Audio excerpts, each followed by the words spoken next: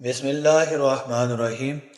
حضرت ابو ہریرہ رضی اللہ تعالیٰ عنہ روایت کرتے ہیں کہ رسول اللہ صلی اللہ علیہ وسلم نے ارشاد فرمایا، لوگوں پر بہت سے سال ایسے آئیں گے جن میں دھوکہ ہی دھوکہ ہوگا۔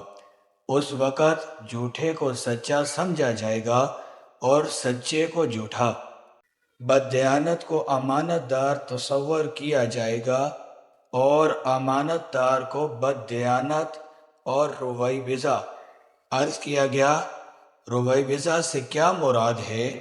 تو آپ صلی اللہ علیہ وسلم نے فرمایا، وہ نااہل اور فاسق شخص جو اہم معاملات میں عوام کی نمائندگی اور رہنمائی کا ذمہ دار بن جائے۔